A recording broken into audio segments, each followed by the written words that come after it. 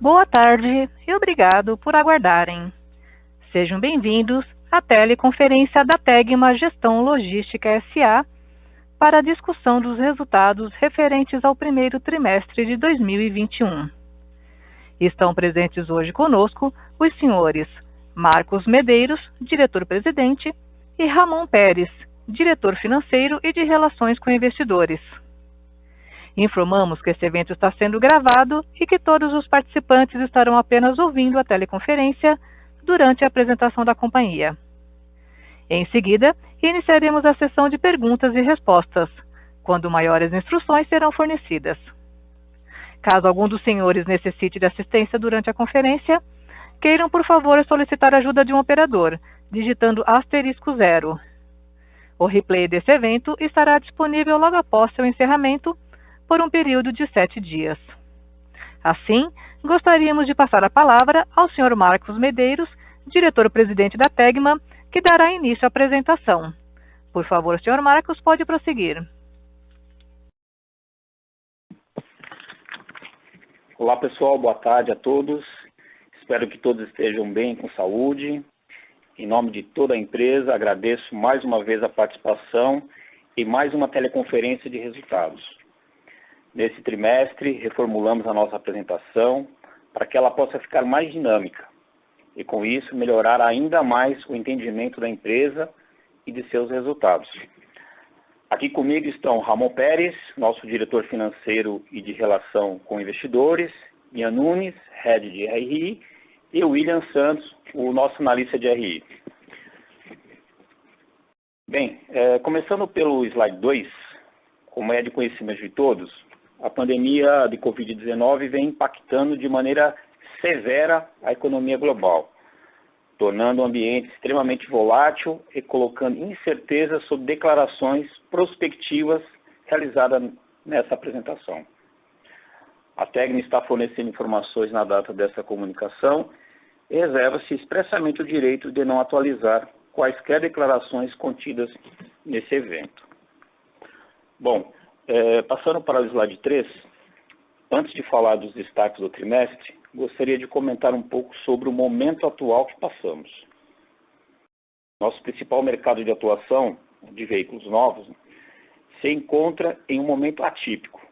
Por um lado, há sinais evidentes de que há uma demanda reprimida por veículos considerável, seja de locadoras, de frotistas ou de pessoas físicas, refletindo no aumento da venda de veículos usados, em uma grande fila de espera.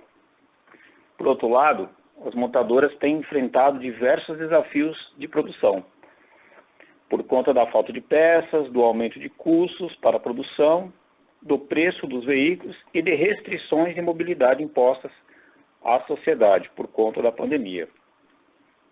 Nós da Tegma estamos atentos ao curtíssimo prazo mais incerto, principalmente o segundo trimestre de 2021. E considerando que, quando houver a retomada da produção, as montadoras necessitarão de todo o apoio das operadoras logísticas para recompor os estoques na indústria com a maior agilidade possível. Começando pelo primeiro item do destaque, temos um novo fluxo logístico de entregas rodoviárias de veículos 0 km até o Chile, que se intensificou nesse trimestre. Essa operação é de alta complexidade, pelo fato de passar pela Cordilheira dos Andes, e se torna uma nova opção de escoamento para as montadoras aqui do Brasil. Assim, passa a ser menos dependentes de questões como atraso de em portos ou disponibilidade de navios nesse momento de gargalos logísticos internacionais. Apesar de não representar tanto em termos de receita, se trata de mais uma forma da Tegma se provar como uma provedora completa de soluções para os nossos clientes, ampliando ainda mais nossas vantagens competitivas. O segundo item trata da ampliação do escopo de serviço para clientes atuais da operação de logística industrial, da divisão de logística integrada.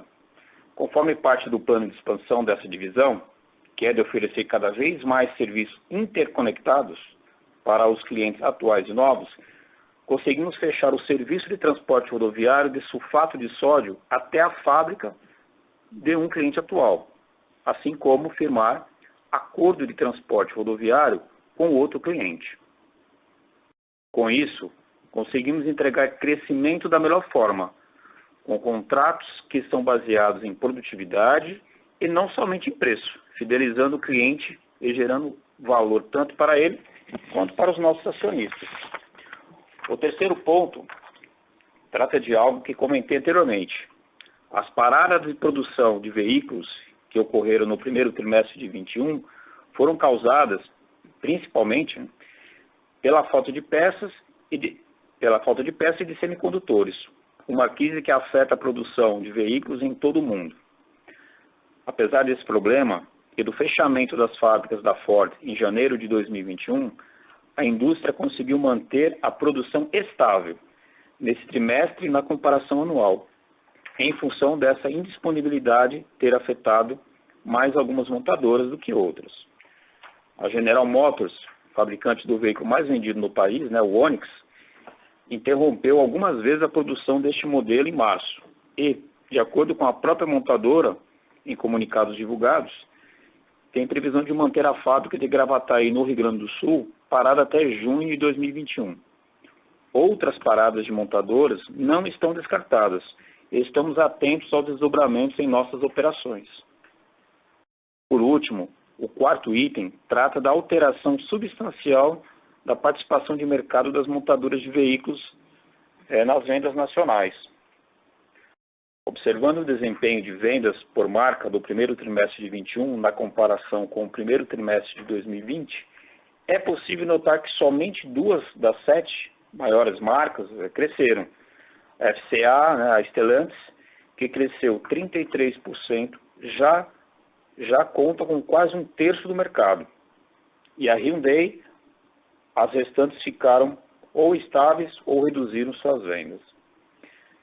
Se desconsiderarmos a Ford, que encerrou suas operações locais, a General Motors, um importante cliente nosso, foi a que teve pior desempenho nessa comparação, em função da limitação temporária de produção que foi explicada no item anterior. Assim, passo a palavra para o Ramon Pérez, nosso CFO e diretor de Relações com Investidores, para continuar com a condução desta apresentação. Obrigado, Marcos. Boa tarde a todos. Então, no slide 4, vemos as principais estatísticas do mercado de veículos no Brasil. As vendas domésticas trimestrais foram 7% menores na comparação anual. Essa queda ela é inferior à que verificamos no quarto trimestre de 20 contra o quarto trimestre de 19, que foi de 10%. Ou seja, isso confirma a recuperação do mercado. Em função de todas as restrições atuais por conta do acirramento da pandemia, pode-se considerar um sinal até que bastante positivo. Com relação à produção, podemos verificar no slide abaixo que o primeiro trimestre de 21 apresentou uma estabilidade na comparação anual, mesmo considerando que ocorreu o fechamento da fábrica da Ford e todas as restrições de fornecimento de peças que foram impostas pela pandemia. Já as exportações tiveram um desempenho positivo e cresceram 4% no primeiro trimestre, na comparação anual, influenciadas principalmente pela desvalorização do câmbio, que as tornou mais competitivas. Passando para o slide 5, nós vemos os principais indicadores operacionais da divisão de logística automotiva. No gráfico acima, vemos a quantidade de veículos transportados no primeiro trimestre de 21. Foi 12% menor na comparação anual, o que se reflete numa perda de 2,9 pontos percentuais do nosso market share, que foi de 22,8%. Essa redução ela se deve principalmente às alterações das participações de mercado das montadoras, conforme foi mencionado nos destaques do trimestre, em função da parada de produção temporária de um importante cliente. A distância média, no gráfico abaixo, também apresentou um desempenho negativo no trimestre, explicado principalmente por conta do aumento da participação das exportações que foram via porto no mix de transportes. Também é explicado pelo fechamento, né, da fábrica da Ford no Brasil em janeiro, e que implica que não haver mais viagens desde o estado da Bahia, onde ficava uma das fábricas da Ford, até as regiões Sudeste e Sul. Passando para o slide 6, mencionamos os resultados da divisão de logística automotiva. Podemos ver do gráfico acima que a receita líquida da divisão foi 17% inferior no primeiro trimestre, na comparação anual, principalmente em função dos aspectos mencionados, como a queda da quantidade de veículos transportados e a redução da distância média. Além disso, também houve uma queda das receitas dos serviços logísticos em função do menor estoque da indústria. Mas, apesar disso, houve ao longo do ano passado e no primeiro trimestre de 21, reajustes de tarifas, mas que contribuíram positivamente para a receita. No gráfico abaixo, à esquerda, podemos ver o EBIT, o lucro operacional, né, da divisão, no primeiro trimestre de 21. E apresentou um crescimento de 37% em relação ao ano anterior, ou uma margem de 12,4%. Parte desse incremento é proveniente de controles de custos e despesas implementados durante os últimos meses. Mas devemos mencionar também que eventos não recorrentes aconteceram também no primeiro trimestre de 20, piorando o seu resultado. Quanto ao primeiro trimestre de 21, esses eventos melhoraram o seu resultado. Caso a gente desconsiderasse esses eventos, que se encontram detalhados em nossa divulgação de resultados, nós teríamos uma margem EBIT no primeiro TRI de 21 em torno de 9%, o que representaria uma queda de 2 pontos percentuais em relação ao primeiro TRI de 20, também ajustado. Essa margem EBIT menor se deve à queda da receita, o que leva a uma menor diluição de custos fixos. Da mesma forma, verifica-se no gráfico ao lado que o EBITDA do primeiro TRI de 21, que foi de 33 milhões, 13% de crescimento, foi afetado pelos eventos não recorrentes positivos em 2021. Caso a gente desconsiderasse esses eventos, teríamos um EBITDA de 27 milhões no primeiro TRI de 21. Uma redução de 30% em relação ao primeiro TRI de 20, também ajustado. Uma margem de 13,2%, ou seja, 2,4 pontos percentuais inferiores em relação ao primeiro trimestre de 20. Passando para o slide 7, a gente pode ver os principais indicadores operacionais da logística integrada. Começando pelos dois gráficos de baixo, vemos que o volume transportado de granéis sólidos e líquidos pela operação de químicos foi 3% superior no primeiro TRI de 21, em relação ao primeiro TRI de 20.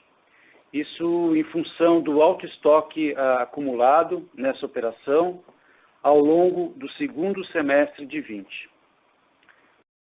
No gráfico ao lado, vemos que houve uma queda no volume armazenado médio no primeiro TRI de 21, na comparação anual. Isso em função do consumo do estoque constituído e pela não chegada de navios para recompor os mesmos. Essas oscilações são normais e estão, obviamente, alinhadas à estratégia de produção, demanda de consumo e formação de estoque de produtos acabados do nosso cliente. Como reflexo desse movimento, o gráfico de cima mostra que a quantidade de viagens foi 8% menor, em função principalmente do menor fluxo de transporte de químicos entre o porto e o armazém, apesar do leve crescimento das viagens na operação de eletrodomésticos. No slide 8, mostramos os resultados da logística integrada. No gráfico acima, a receita líquida da divisão no primeiro TRI de 21 foi 15% inferior na comparação anual. Essa queda é principalmente explicada pela perda de um cliente na operação de armazenagem, conforme demonstrado na divulgação dos resultados do quarto TRI do ano passado. Passando para o gráfico abaixo à esquerda, em que mostramos o EBIT da divisão, vemos que houve uma retração significativa desse EBIT de 37% no primeiro trimestre de 21, na comparação anual, o que representa uma redução de 5,7 pontos percentuais da margem EBIT. Esse desempenho é explicado pela descontinuação do cliente de armazenagem, que, conforme mencionamos anteriormente, tornou-se deficitária, apesar de todos os ajustes de custo que foram promovidos. Além disso, o mix de serviços da logística industrial foi temporariamente menos favorável, com um aumento de serviços que têm margens inferiores. No gráfico à direita, podemos ver que o EBITDA da divisão foi 33% inferior no primeiro trimestre de 21, em comparação com 20, resultando numa contração de 7,9 pontos percentuais da margem. Além das mesmas explicações que mencionamos, para a contração do EBIT, o EBITDA atualmente tem uma distorção proveniente da implementação do IFRS 16, no sentido de que ele não contempla mais os custos de aluguel. Se a gente fizesse a mesma comparação, incorporando os custos de aluguel, ou seja, se a gente calculasse o EBITDA no formato anterior, a margem do primeiro trimestre de 21 seria de 23,8%. E aí nós teríamos uma queda de somente 2,6 pontos percentuais em relação ao EBITDA, obviamente calculado nas mesmas bases, para o primeiro TRI de 20. Isso estaria em linha com o mix de serviços desfavorável mencionado. Bom, passando agora para o slide 9, falamos sobre os resultados consolidados. Podemos ver que a receita líquida da companhia se retraiu 16%. Esse desempenho foi principalmente impactado pela redução da quantidade de veículos transportados na divisão automotiva. Apesar desse desempenho, podemos ver um crescimento no gráfico abaixo à esquerda do EBIT, de 13% no primeiro TRI de 21, na comparação anual. Ou seja, uma expansão de 3,4 pontos percentuais da margem. Esse desempenho, conforme explicado anteriormente, se deve, em parte, a eventos extraordinários que ocorreram em ambos os trimestres, mas também ao processo de controle de custos e despesas, implementado ao longo do ano de 2020, e também no primeiro trimestre de 2021. No gráfico do meio, podemos ver que o EBITDA da companhia foi praticamente estável no primeiro TRI de 21, em 43 milhões, representando uma margem de 18,5%, um incremento de 2,7 pontos percentuais na comparação anual. Esse incremento, da mesma forma, se deveu a eventos extraordinários em ambos os trimestres e pelo controle de gastos implementado nos últimos meses. Por último, no gráfico à direita, onde mostramos o nosso lucro líquido, nota-se que no primeiro TRI de 21, apresentamos 20 milhões de reais. Isso é 5% superior a 2020, resultado de toda a descrição das variações operacionais anteriores, de um ligeiro aumento nas despesas financeiras, isso em função da contratação de dívidas a um custo um pouco mais elevado no início da pandemia, a fim de fortalecer o nosso caixa, e de uma equivalência patrimonial ligeiramente inferior na comparação anual. No slide seguinte, o de número 10, damos destaque a um fator muito importante no momento de incerteza atual que vivemos, que é a gestão de custos e de despesas. No gráfico acima, mostramos nas duas primeiras colunas que a receita líquida da divisão de logística automotiva, conforme mostrado anteriormente, foi 17% inferior no primeiro TRI de 21 na comparação com o ano anterior.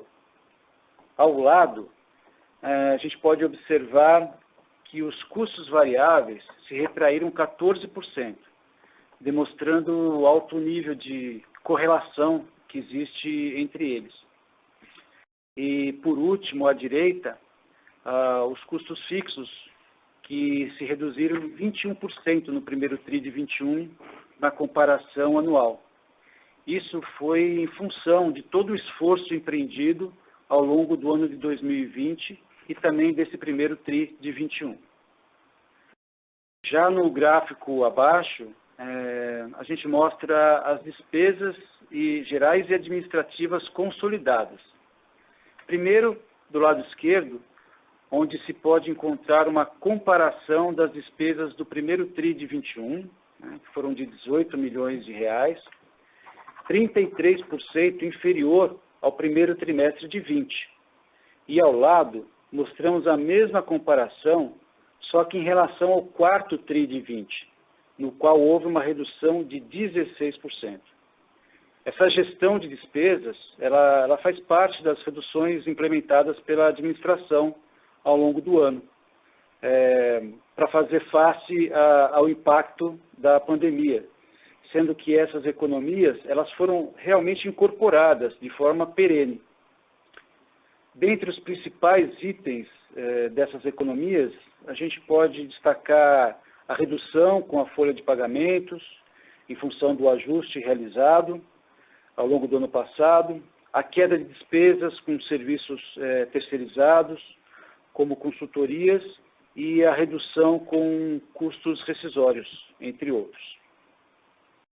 Mais adiante, no slide 11, mostramos no gráfico à esquerda o fluxo de caixa livre da companhia, que, conforme pode ser observado nos últimos 3 anos, tem sido crescente.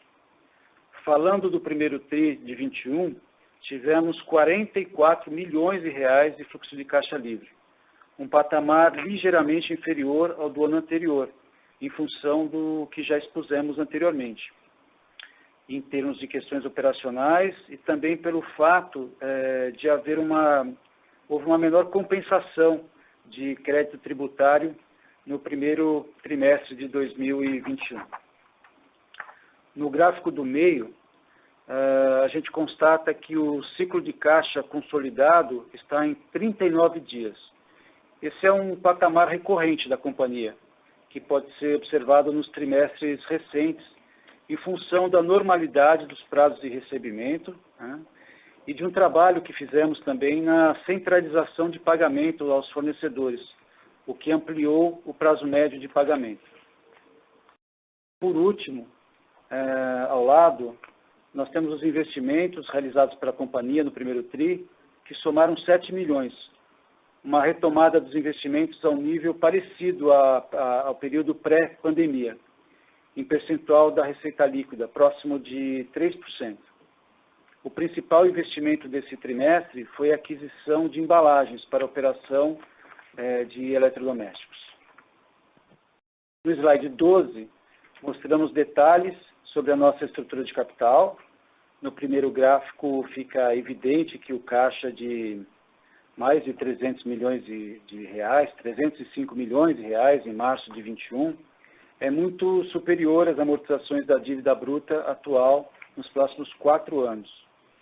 Esse valor ele se deve tanto à nossa capacidade de geração de caixa operacional, como também à redução da necessidade de capital de giro, por conta do nível menor das operações. Além disso, é uma decisão estratégica da companhia em mantê-lo. Essa posição de caixa, quando comparada ao nosso endividamento bruto, resulta num caixa líquido de 111 milhões de reais, refletindo a nossa estrutura desalavancada. Já no gráfico à direita e acima, ele confirma que a elevação do nosso custo médio da dívida se deve à captação, né, que foi feita no início da pandemia, como a gente já explicou anteriormente, e que visou o fortalecimento do nosso caixa. O custo da dívida em março de 21 permanece em CDI mais 2,9. Por último, mostramos que o nosso rating, atribuído pela Fitch, permanece no patamar de A local e mantém a perspectiva estável.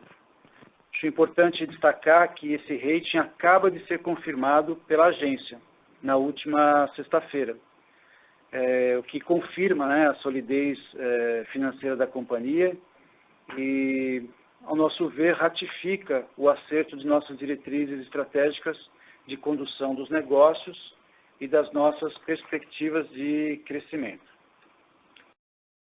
Finalmente, passando para o último slide, mostramos primeiro a evolução do nosso retorno, tanto sobre o capital investido, quanto sobre o patrimônio líquido.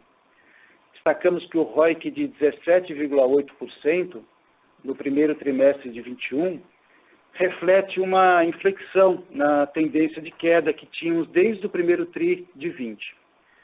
Isso confirma a recuperação do mercado automotivo ao longo do segundo semestre de 20, como também todo o controle de custos e despesas empregado pela empresa, que permitiu que retomássemos esses níveis de margens operacionais a patamares parecidos ao de 2019.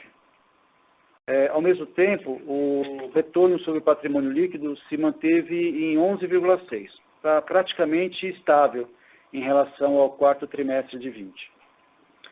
No gráfico abaixo à esquerda, a gente mostra o histórico de dividendos e juros sobre capital que foram pagos pela companhia.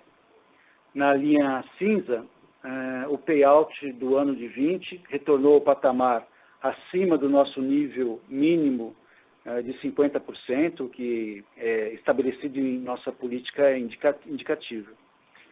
Já na linha laranja, abaixo, podemos ver o dividend yield, que foi de 2,4% em 2020. Nos gráficos ao lado, encontram-se as informações relacionadas às nossas ações. Nós acreditamos que os níveis atuais dos múltiplos de mercado, eles se devem principalmente pelas incertezas, né, relacionadas ao mercado automotivo, o que contribui, ao nosso ver, fortemente para a depreciação da nossa ação. Embora nós nos mantenhamos confiantes, né, da retomada e dos sinais positivos vindos do mercado, em especial da demanda reprimida por novos veículos. Por último, na parte de baixo, nós vemos o desempenho da nossa ação em comparação com o índice Bovespa. Acho que vale a pena destacar que, a partir de abril, percebe-se uma retomada da confiança dos investidores, provavelmente baseada nos dados de mercado de março e na crença de uma retomada mais consistente do mercado automotivo. Acho que era isso, eu volto a palavra ao Marcos para as considerações finais. Obrigado, Ramon. Bom, no último slide, destacamos à esquerda aí os próximos eventos que estaremos presentes e esperamos a participação de todos, né? Abaixo destacamos os últimos eventos que participamos também. Um deles pode ser revisto no YouTube. Antes de passarmos para a sessão de perguntas e respostas, né, lembro do pedido que vocês avaliem nossos resultados por meio do QR Code ao lado.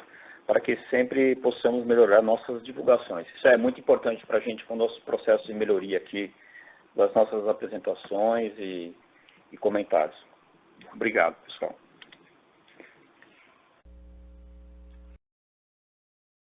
Senhoras e senhores, iniciaremos agora a sessão de perguntas e respostas.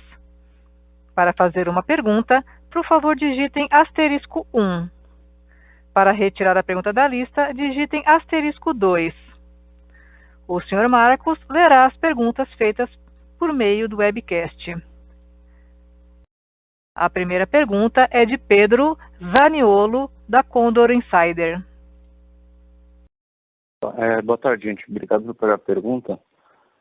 Eu queria saber se vocês podem dar um pouco mais de detalhes de como que andou o mês de abril, tanto na divisão de logística integrada quanto da automotiva. E segundo, se vocês estão vendo alguma recuperação já no segundo trimestre, principalmente da logística automotiva, ou vão ficar mais para o segundo semestre? Obrigado.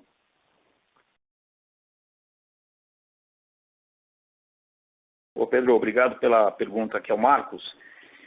Bom, o resultado de abril, a Fenabrave acabou de divulgar aí, né, e a gente já fez uma leitura aqui, uma pré-análise, né.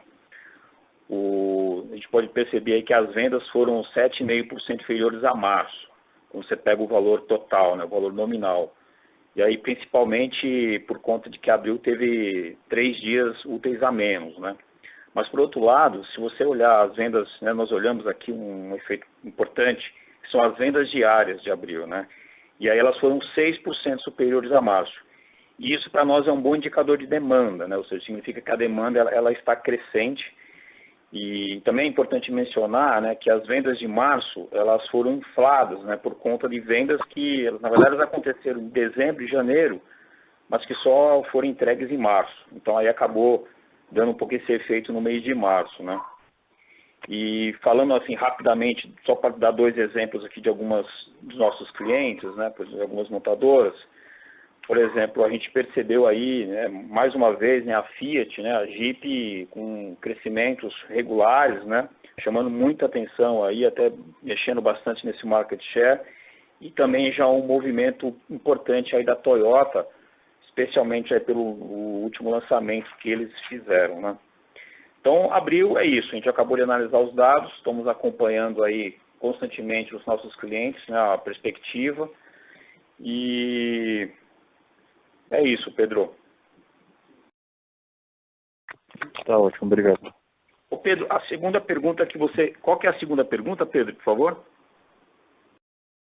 Era se vocês já estão vendo alguma recuperação, principalmente na parte de logística automotiva. Ah, tá. Então por isso que eu acabei respondendo já tudo junto mesmo. Tá certo. Sim. Então é isso, Pedro. É isso que eu te falei. Acho que a gente vê sim, eu acho que esse indicador aí das vendas diárias é um indicador importante que ele demonstra, né, a demanda, ou seja, a ponta está puxando. Isso é importante, tá? Então é isso aí, Pedro. Obrigado, viu? Beleza, valeu. A próxima pergunta é de Victor Benier, do 20 Partners. Boa tarde, tudo bom? Obrigado aí pela apresentação e também por pegar minha pergunta aqui. Eu acho que da minha parte aqui, uma pergunta bem rápida, é mais tentando entender um pouco esse efeito aí no EBITDA de vocês da logística integrada, né? A gente viu que ele vinha num patamar bem forte nos últimos 3 já, né? Desde lá do segundo, terceiro tri lá de 2020 e aí teve um impacto aí nesse primeiro tri. Só para vocês puderem falar um pouco, assim, abrir um pouco do que, né, ocasionou esse efeito, eu acho que seria interessante. Obrigado. Oi, é o Ramon. Obrigado pela pergunta. Bom, assim, de fato a gente teve uma queda de receita, mas eu acho que é importante explicar o fato de que a gente tem hoje, vamos dizer, contabilmente, né, embora o EBITDA não seja necessariamente um indicador contábil, mas a gente tem um efeito um pouco perverso da mudança da aplicação do IFRS 16. Porque a perda desse cliente aí da armazenagem, que representou uma parte importante da queda da nossa receita, ele levou também a uma queda de 53% dos nossos custos com aluguel. Então, quando a gente compara o EBITDA no formato atual, a gente pega a queda da receita, mas não considera a queda do aluguel. Se a gente fizesse o cálculo no formato antigo, né, ou seja, se os custos de aluguel fossem deduzidos, né, antes do cálculo do EBITDA, nós teríamos uma queda de só 2,4, 2,5 pontos percentuais. Tá?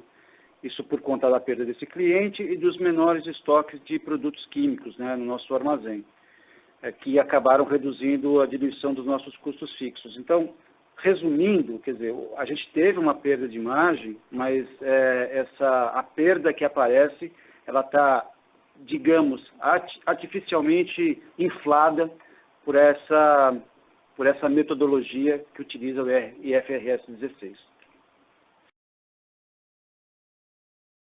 Ficou super claro, Ramon. Obrigado. Obrigado. E aí, se eu pudesse só fazer uma continuação aqui, acho que até uma continuação da pergunta de quem me antecedeu. Acho que a gente viu nos calls aí do resultado das locadoras, né, elas falando bastante de normalização, né, de prazo para normalizar aí a cadeia de suprimentos, para a gente ter finalmente uma volta à normalidade aí da produção das montadoras. E aí, ao longo desse primeiro TRI, foi sempre postergada essa expectativa de normalização. Só se vocês têm algum indicativo, assim, já tem as montadoras um pouco mais confiantes, talvez, que isso possa acontecer mais para o início do segundo semestre do que para o final, enfim, só para ver a opinião de vocês. Obrigado. Ô, Vitor, é o Marcos.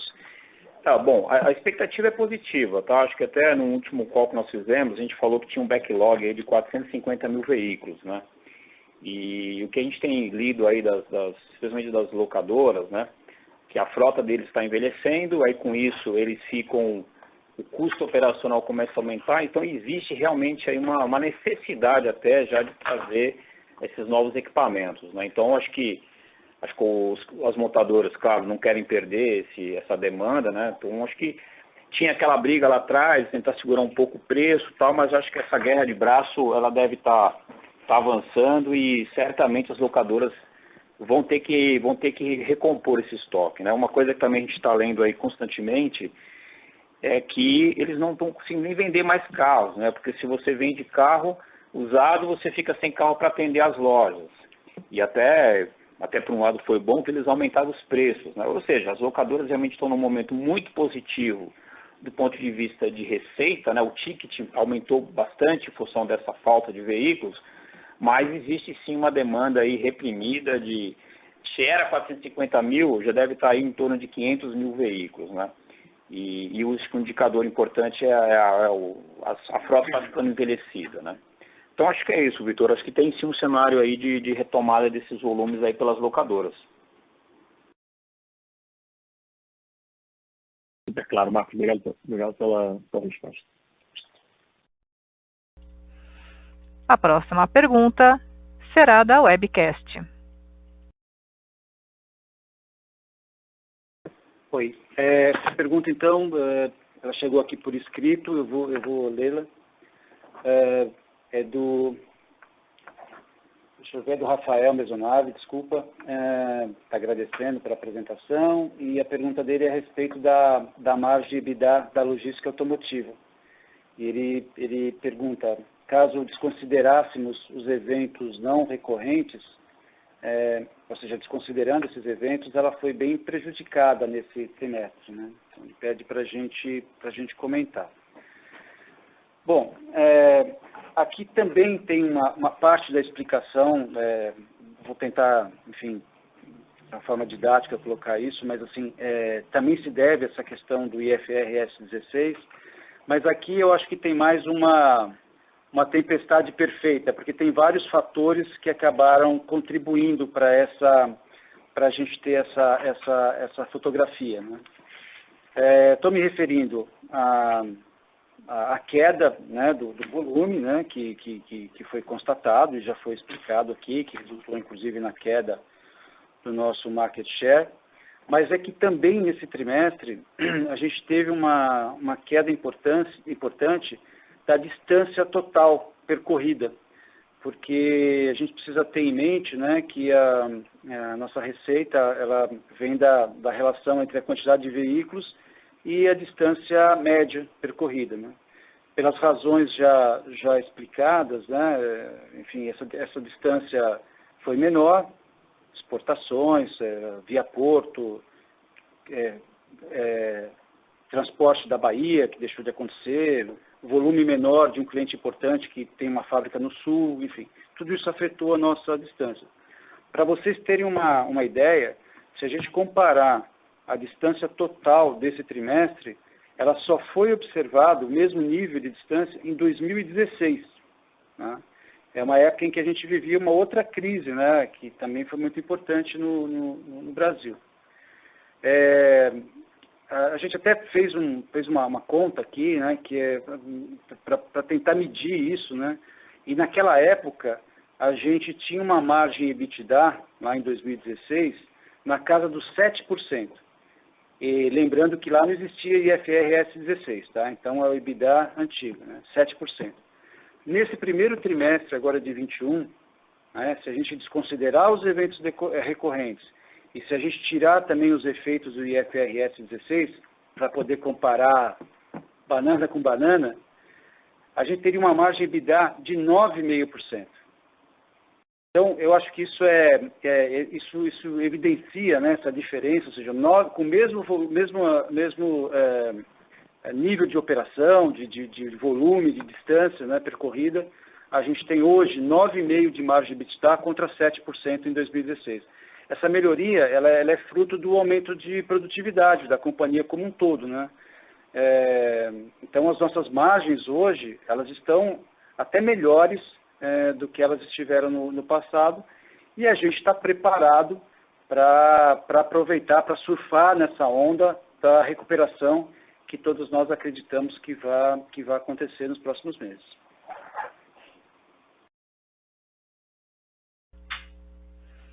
A próxima pergunta é de Marcelo Aldi, da Cardinal Partners. Obrigado. Vocês comentaram sobre a normalização de demanda agora há pouco, mas eu gostaria de perguntar sobre a normalização de produção.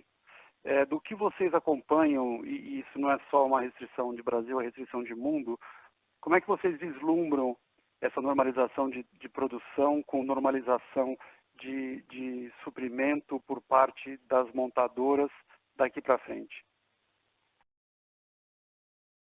Ô Marcelo, é o Marcos. Bom, nós conversamos recentemente até para atualizar um pouco, né? Porque essa notícia, como você bem colocou, isso é um impacto global, né? Eu acho que essa paralisação que praticamente todas as montadoras no Brasil fizeram aí no início de abril, né? Foi um pouco também para ganhar um pouco esse fôlego, né? De reposição de estoque, mas ele deve sim ficar ainda prejudicado nesse segundo trimestre, né? Ou seja, a gente não vê hoje assim grandes impactos, mas cada montadora tem a sua estratégia, né? A gente comentou aí, passando a questão da GM, né? A questão do Onix, que vai ficar praticamente 2 meses e meio parado a produção, né? Mas também deve retornar aí com fôlego total a partir de 1º de julho. Então, sim, existe, né, um impacto. É uma cadeia de suprimentos que ela é complexa, né? Você depende muito de produto importado, mas naturalmente a logística ela vai se adaptando, né? Então, acho que a gente espera que esse impacto a partir de junho ele comece a ser aí ser assim absorvido de uma maneira mais natural, né?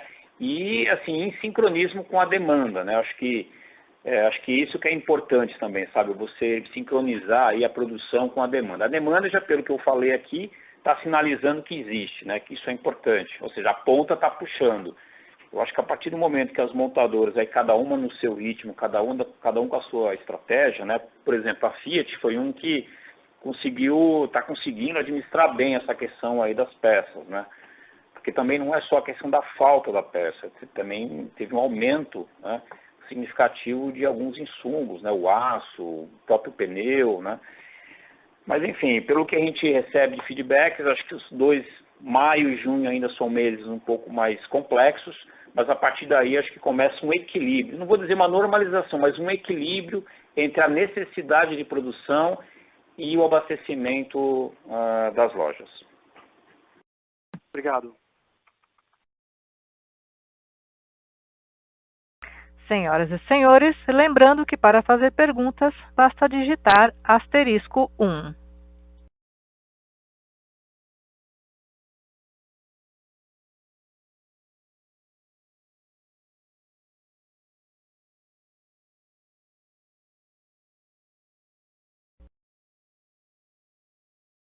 Encerramos nesse momento a sessão de perguntas e respostas. Gostaria de passar a palavra ao Sr. Marcos para as considerações finais. Por favor, Sr. Marcos, pode prosseguir. Obrigado. Bom, pessoal, gostaria de agradecer a todos aí pela participação, né, e para encerrar aqui esse primeiro trimestre de 21, né, como vocês puderam perceber, nós tivemos esses impactos de volume, tanto na logística automotiva quanto na logística integrada ali, né, especialmente no químico. A linha branca, que ela também, esse primeiro trimestre, ela teve aí também um pouquinho de dificuldade com peças, né, porque quando a gente fala em peças, não é só para o setor automotivo, né, vários segmentos que precisam de peças parecidas, eletrônicas e chips, etc., também estão sofrendo um pouco com isso. Então, esse primeiro trimestre, realmente, tivemos esse impacto em volume, mas, como vocês puderam ver aí, acho que uma coisa que foi importante para nós no ano passado foi deixar a Tegma mais enxuta, mais flexível, né? É aquilo que eu falo, nós somos grandes, mas temos que ser flexíveis. E esse aprendizado foi muito importante para a gente. Como vocês puderam ver nos indicadores aí que o Ramon apresentou, né, uma forte redução de despesas, e que fizemos no ano passado, na contingência da pandemia, né, mas que ela permanece porque foi feita baseada em tecnologia, em melhoria de processos, e aquela redução, né, que infelizmente tivemos que fazer de headcount o ano passado, né, em função da queda de volume, praticamente a gente está preparado para voltar aos nossos volumes normais, aí praticamente com esse headcount reduzido, o que demonstra efetivamente um aumento de produtividade, né? Então, gostaria de dizer que a Tegma está pronta, né, para suportar os nossos clientes aí na retomada dos volumes, já que podemos comprovar, né, essa capacidade e essa flexibilidade operacional, além de uma forte resiliência nos resultados, né? Acho que esse trabalho cai o volume, cai a receita, mas esse olhar forte para a redução de custos fixos e despesas, como a gente pôde observar aí na apresentação, acho que é uma agenda importante e a gente olha isso com muita frequência. Bom, continuaremos naturalmente a focar em investimentos em tecnologia, o Ramon passou um pouco sobre isso também quando a gente falou um pouco do CAPEX, né? E especialmente a excelência operacional para que a gente possa cada vez mais ser mais eficiente aí no que fazemos, né? Bom, com isso, eu gostaria de agradecer aí a todos e boa tarde, boa semana para todos, espero que todos permaneçam com saúde. Grande abraço. A audioconferência da Tegma está encerrada. Agradecemos a participação de todos, tenham uma boa tarde e obrigada por usarem Chorus Call.